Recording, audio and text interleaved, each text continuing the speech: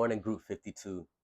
Salvation through Jesus Christ guarantees what happens to you after this life. The knowledge that you have determines your quality of this life. For the Bible tells us, my people perish for a lack of knowledge. So ask yourself, what life preserving information are you learning right now?